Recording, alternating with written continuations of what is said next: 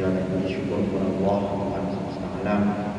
Salawat dan salam kepada baginda Nabi Muhammad sallallahu alaihi wasallam. Allahumma shalli wa sallim wa barik ala sayyidina Muhammad wa ala ali sayyidina Muhammad. Hadirin jemaah salat zuhur rahimani wa iyyakumullah. Diceritakan dalam sebuah riwayat dulu ada seorang raja yang kaya. Dia itu mengalami suatu penyakit. Maaf, penyakitnya itu agak aneh. Gak bisa keluar angin, bisa keluar, kalau bahasa kita kentutnya, tapi gak bisa kentut. Gak bisa kentut. Dia pergi ke dokter ini gak bisa, ke tabib itu gak bisa, ke paranormal gak bisa. Ringkas cerita, ada seorang yang alim soleh datang. Dia bertemu dengan ajudannya. Kemudian, coba saya obati raja kamu, siapa tahu bisa. Saya mau doakan. Ringkas cerita, orang yang alim soleh ini datang bertemu dengan raja, kemudian mendoakan raja tersebut. Entah dari mana Allah SWT memberikan sebuah keajaiban dengan doa, berkah doa, rahmat dari orang hamba Allah yang alim soleh tadi, langsung keluar itu angin. Sudah berminggu-minggu gak keluar. Mana wanginya? Subhanallah, kalau wanginya udah gak bisa ini, baunya itu udah gak bisa layak. 2 hari aja gak sikat gigi kayak mana wanginya, apalagi berminggu-minggu. Raja ini saking senangnya raja ini, sampai dia bilang, ya Fulan, saya mau memberi kerajaan saya, kalau sekarang kamu mau saya jadikan sebagai raja. Maka alim bilang, enggak usah, gak mau saya. Lah kenapa kamu gak mau? Lah kamu mau kasih saya sesuatu yang harganya sama kayak kentut kamu. Kamu kasih saya sama kayak kentut kamu. Terus kamu apa buat? Kalau begitu, gini aja. Saya akan beri kamu nasihat. Kamu nasihat seperti nasihatnya Rasulullah SAW. Dalam riwayat Ibnu Majah, baginda Nabi SAW beliau bersabda, "Man asbaha minkum mu'afan fi jasadi, aminan fi sirbi, wa 'indahu qutu yaumi, faka'annama hizathu dunya." Siapa yang dalam hari itu badannya diberikan kesehatan, rumahnya aman, harta bendanya aman, dan dia memiliki makanan untuk hari itu, ada dia pakai berbuka dan sahur, maka annama hizathu dunya, seolah-olah dia telah mendapatkan seluruh dunia beserta isinya. Dan memang yang kita cari dari semua ini kan memang seperti itu. Kita sehat, hidup kita nyaman, terus ada yang kita makan, ada yang kita konsumsi. Itulah pada hakikatnya kehidupan kita. Faka'annama hizathu dunya, seolah-olah dunia ini sudah menjadi milik kita. Hadirin yang dimuliakan oleh Allah SWT,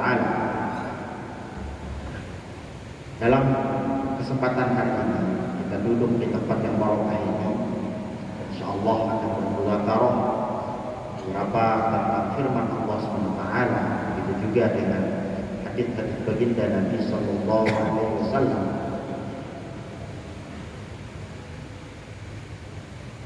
Dari kitab Riyadhus Shalihin karya Al-Imam An-Nawawi, Muhyiddin Yahya bin Sharaf An-Nawawi. Dia salah satu ulama yang terkemuka dalam mazhab Syafi'i, Imam Nawawi ini, sampai dalam istilah perkataan beliau atau pendapat beliau itu biasanya disebut qaul azhar. Qaul azhar. Kalau dalam kitab-kitab ini seperti itu. Kita lanjutkan yang kemarin. Bismillahirrahmanirrahim. Bab taubah. Bab tentang taubat. Taubat secara bahasa yang kita kembali secara bahasa al-aud, kembali. Sedangkan secara istilah, secara syaratnya, kembalinya seorang hamba dari perbuatan maksiat kepada taatnya seorang hamba kepada Allah.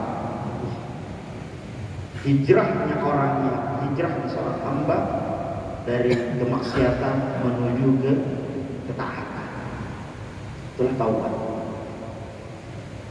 Dan terlebih di dalam bulan yang mulia ini, Allah SWT memberikan kita berbagai macam anugerah. Di antara anugerah yang Allah Ta'ala berikan yang dijelaskan oleh baginda Nabi Muhammad SAW, awsatuhu maghfirah, pertengahan dari bulan Ramadan adalah ampunan. Cocok kalau kita memperbanyak taubat kita, perbanyak istighfar kita, supaya Allah SWT menjadikan kita hamba yang soleh. Karena tentu kita kalau mau bertobat itu tanda kita menjadi orang yang soleh, tanda kita mau menjadi orang yang bertakwa. Nah, duduk kita di tempat ini juga termasuk bentuk dari ketaatan kita.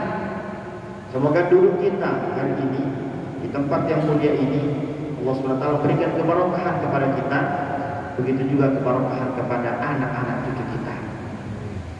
Dikatakan di dalam firman Allah SWT, wa yakhshal ladzina law taraku khalfihim dzurriyyatan dhi'afa khafu 'alaihim falyattaqullaha wal yaqulu qawlan sadida.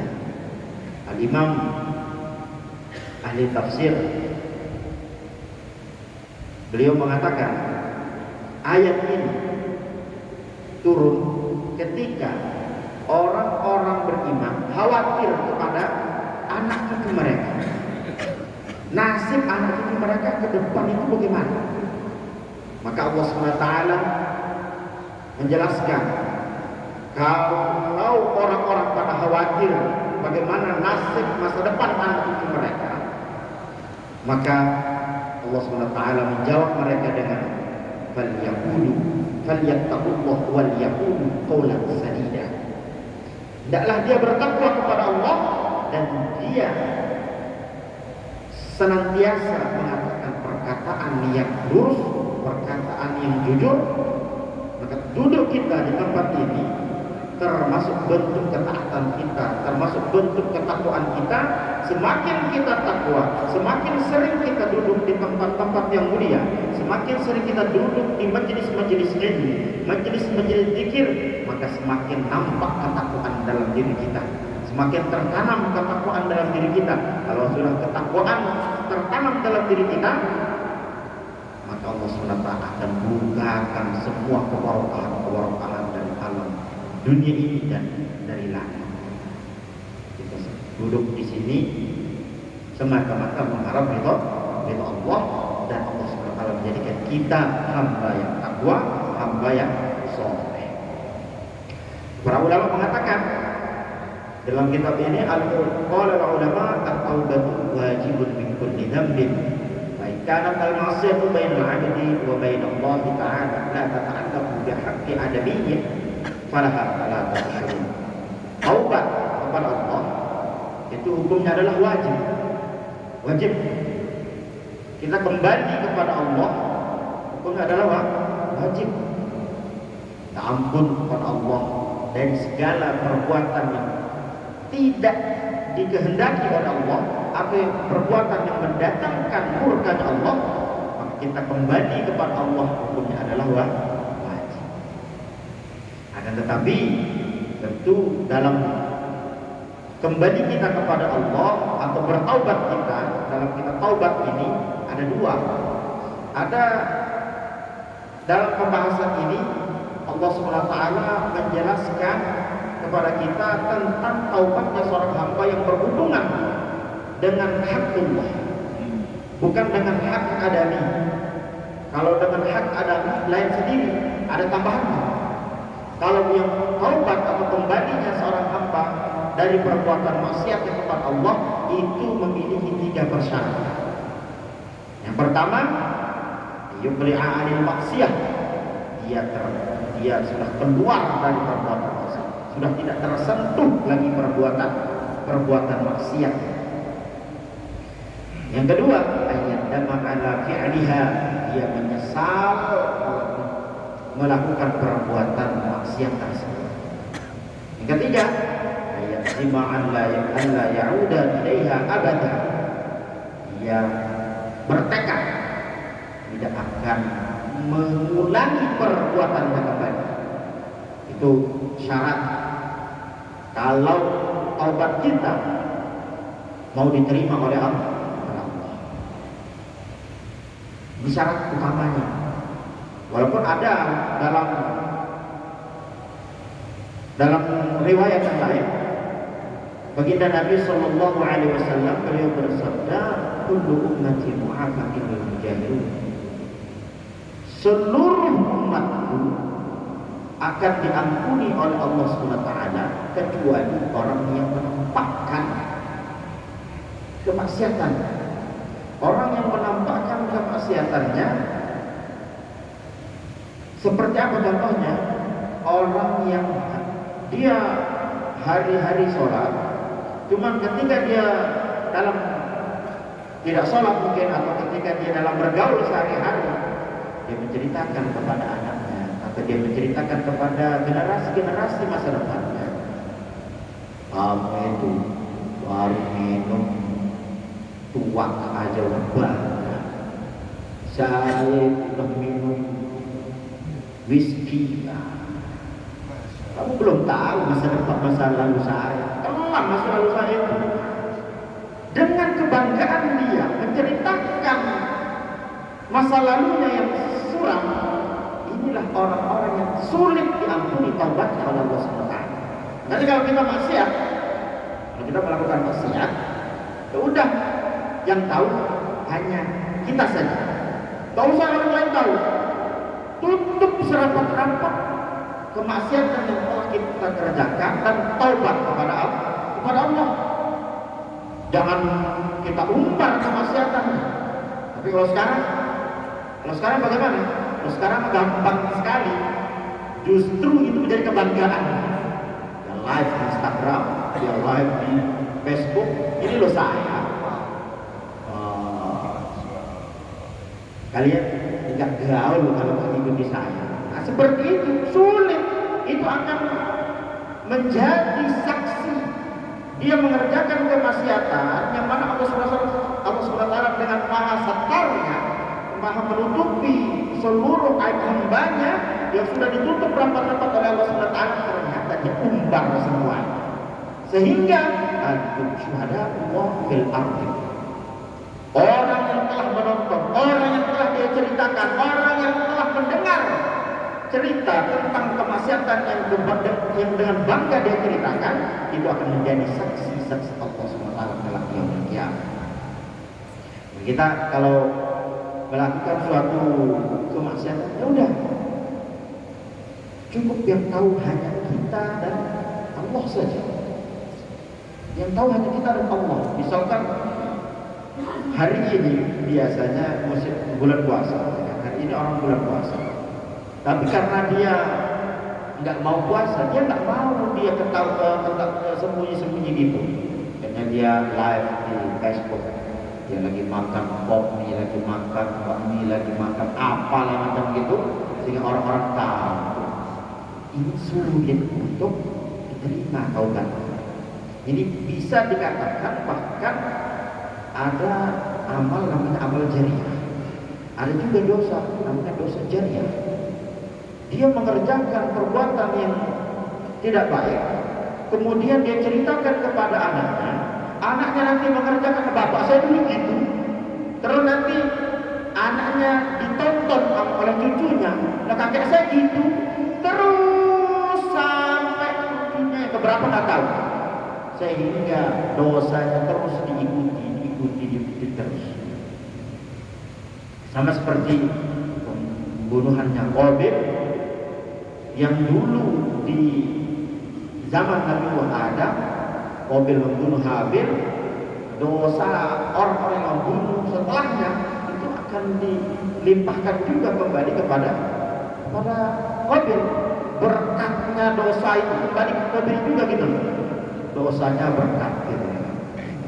Dosa jariah seperti itu. Makanya kalau kita mengerjakan suatu kemaksiatan, ya udah tutup rapat-rapat. Allah SWT sudah tutup. Nggak usah kalian, nggak usah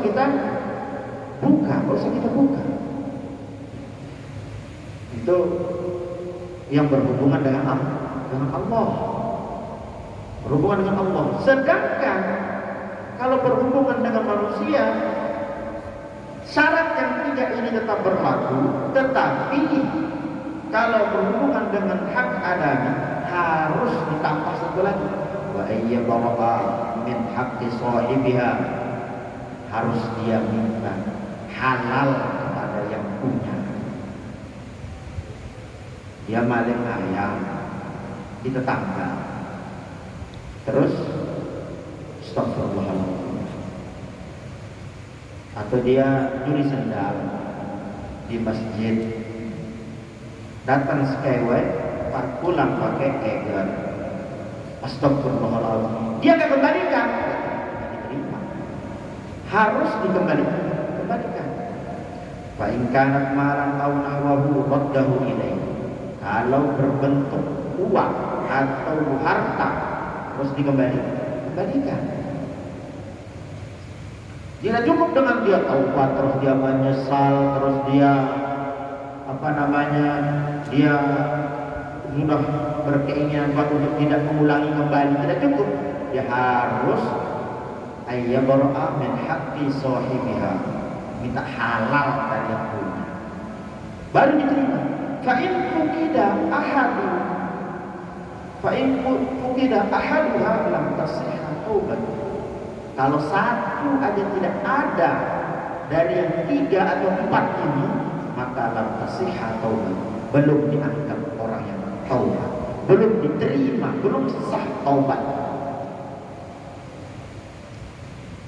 Wa in kanat ghibatan istahallahu minha, kalau dia pernah ghibah, pernah dia bergosip,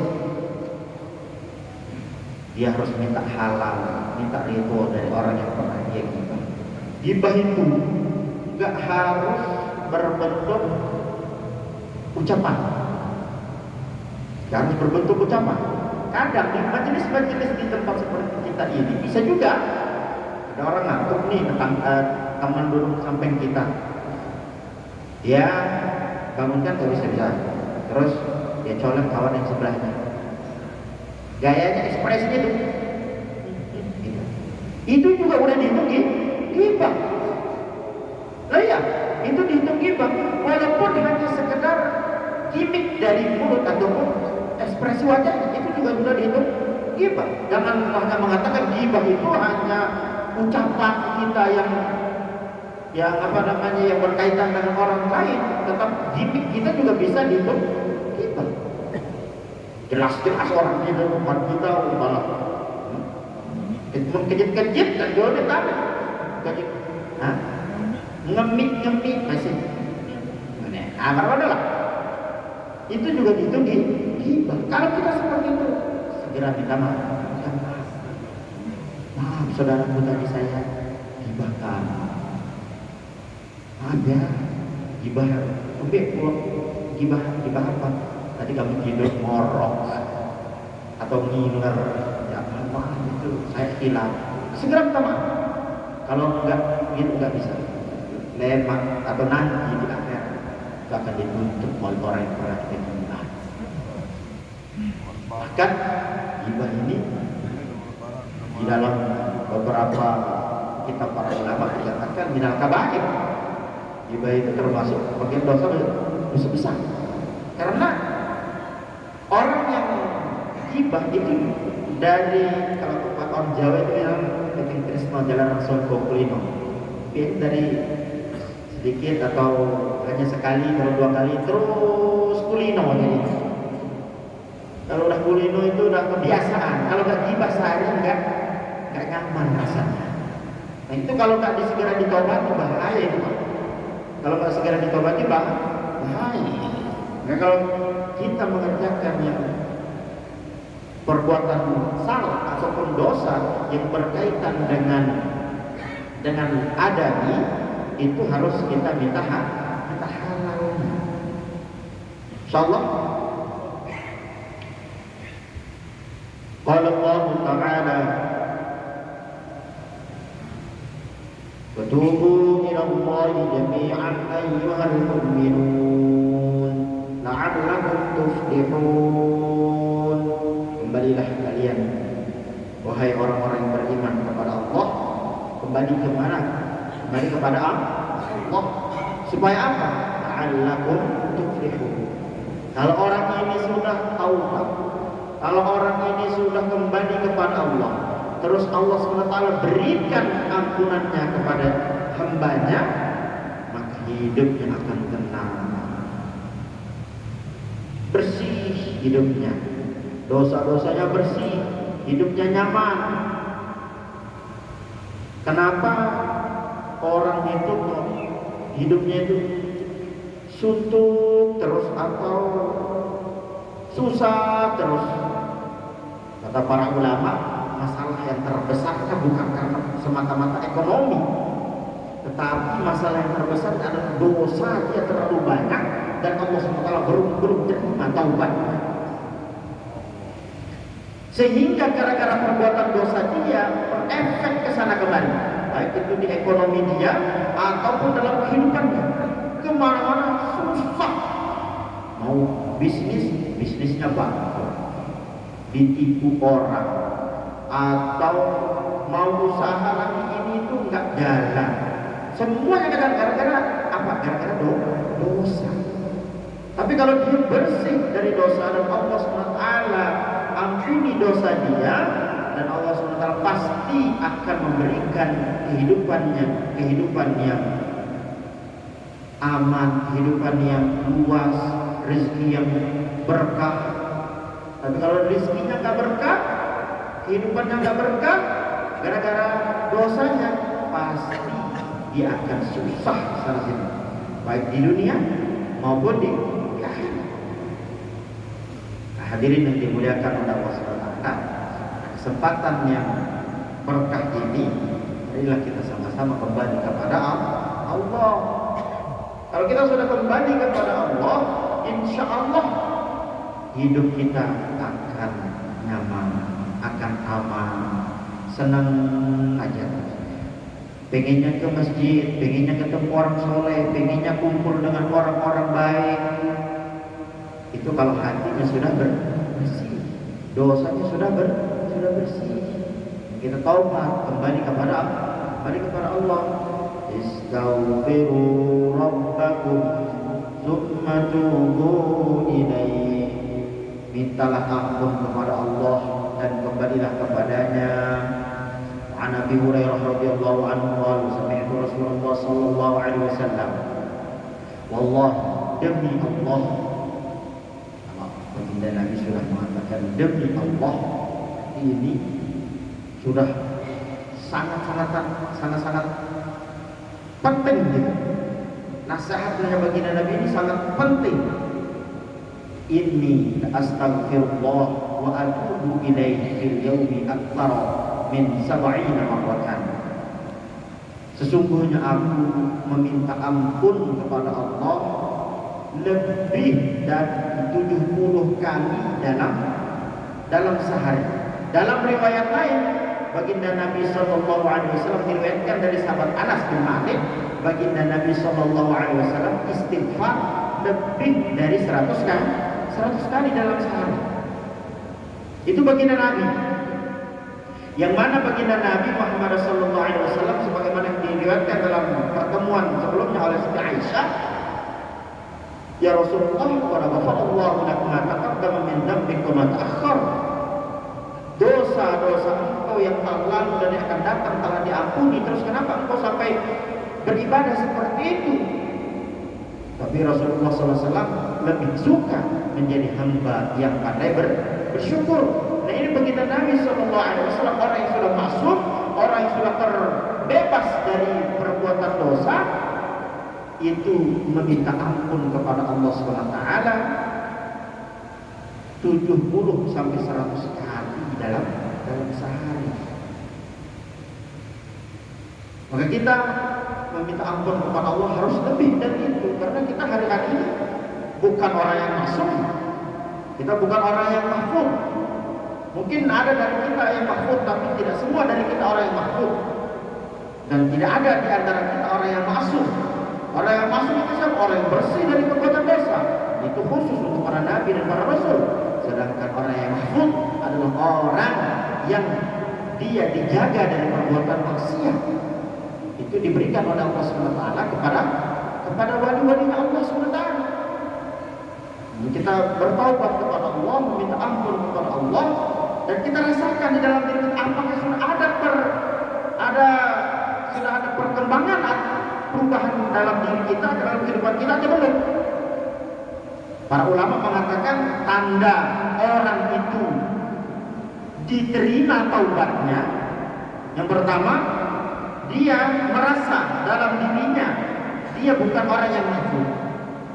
Dia bukan orang yang mahfuz. Siapa itu orang yang mahfuz? Orang yang terjaga dari perbuatan dosa. Maknanya bagaimana? Maknanya adalah karena dia tidak merasa dalam dirinya orang yang mahfuz, berarti sangat mungkin untuk dia jatuh dalam lubang maksiat kembali. Dan dia selalu muhasabah, introspeksi diri dia. Dia merasa dalam dirinya dia tidak bukan orang yang mahfuz, maka dia merasa bahwa kemungkinan ada khaufnya. Dia khawatir mungkin saya akan jatuh kembali ke dalam perbuatan dosa. Ini salah satu tanda taubatnya seseorang itu diterima oleh Allah SWT. Bukan berarti dia misalkan sudah melaksanakan puasa taubat sampai 4 bulan, terus dia saya sudah taubat saya sudah diterima, dengan santai dia slow aja begitu. Tanda dia diterima taubatnya, dalam hatinya dia merasa bahwa dia bukan orang yang mahfuz, sehingga kemungkinan untuk jatuh ke dalam lubang kemaksiatan itu sangat mungkin, sehingga dia terus menjaga diri, introspeksi diri, perbaikan terus. Ini pertama. Yang kedua, tandanya taubatnya orang yang tanda taubat orang itu diterima oleh Allah SWT, dia pandai menjaga lisan. Dia pandai menjaga lisan. Karena dalam beberapa riwayat hadis baginda Nabi SAW, orang yang paling banyak ngomongnya itu biasanya paling banyak salah. Orang yang paling banyak bicaranya paling banyak kelirunya. Ya, kita harus jaga diri kita, jaga lisan kita supaya Allah SWT terima semuanya. Jangan sampai udah kita capek-capek amal, sudah capek-capek sholat, sudah capek-capek bayar zakat, tetapi taubat kita tidak diterima gara-gara lisan kita yang tidak bertulang. Semoga Allah SWT jadikan kita hamba yang soleh dan menerima taubat kita. Amin amin ya rabbal alamin.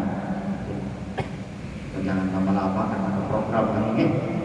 Insyaallah pertemuan kali ini cukupkan sampai di sini. Semoga ada berkah dan manfaatnya. Kita bersama dan anak cucu kita dan keturunan kita dan keluarga kita. Amin amin ya rabbal alamin.